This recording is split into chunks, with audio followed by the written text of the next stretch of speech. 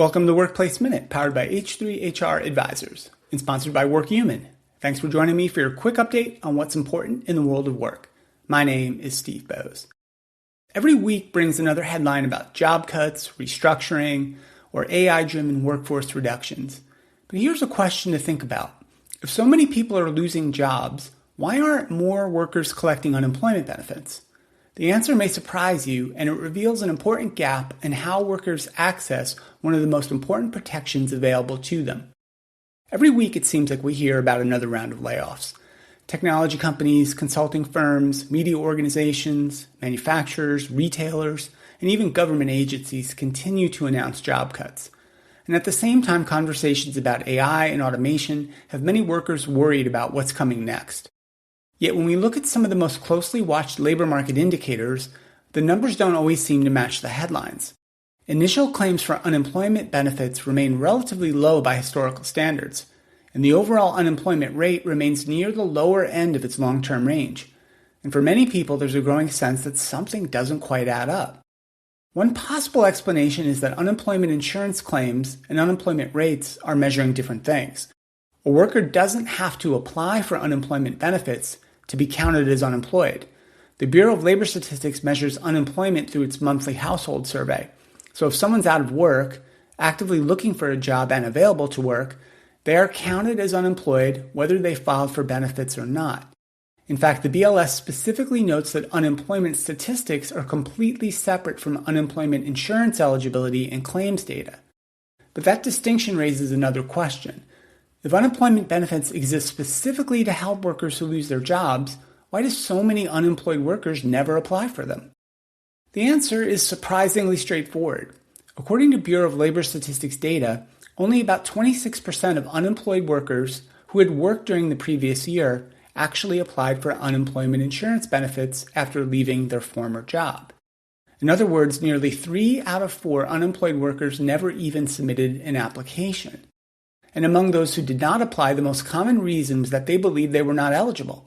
And more than half of non-applicants cited eligibility concerns as the reason they didn't pursue their benefits. Now, some of these workers are probably correct. Unemployment insurance eligibility rules vary significantly from state to state. Workers who voluntarily quit, workers who are terminated for certain forms of misconduct, independent contractors or gig workers, and people with insufficient earnings history may not qualify depending on their circumstances. But the key issue is that many workers are making those determinations themselves before ever filing a claim, and that might be a mistake. Unemployment insurance systems are complex. Each state administers its own program, and benefit levels and qualification requirements differ. Appeals processes and documentation requirements vary by state. And many workers simply assume they do not qualify because they were given a severance package or because their employer told them they would not qualify, because they were part-time, or because they were uncertain about the reason for their separation. And sometimes those assumptions are just wrong. And there's another reality also that many workers experience.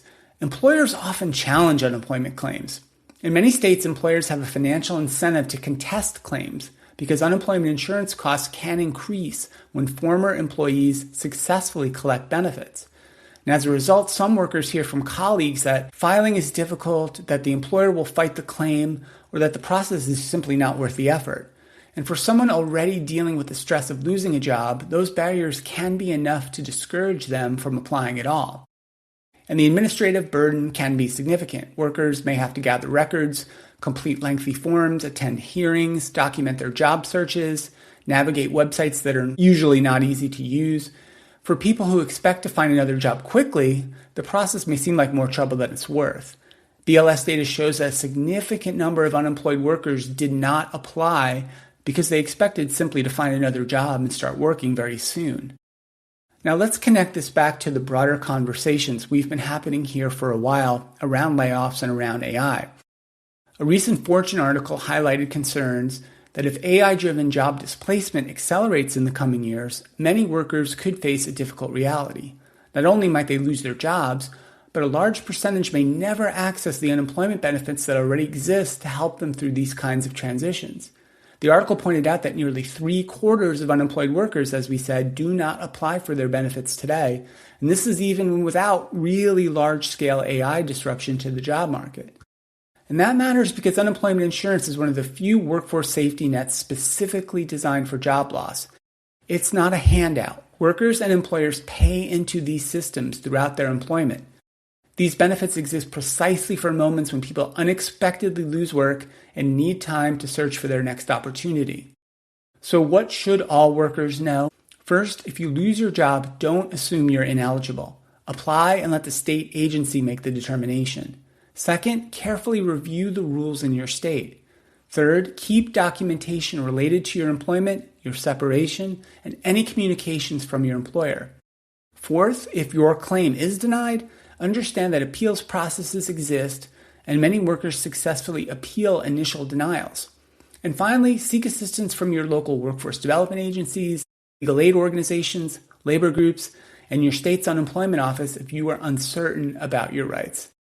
The larger lesson here is that labor market statistics tell different stories depending on what we're measuring.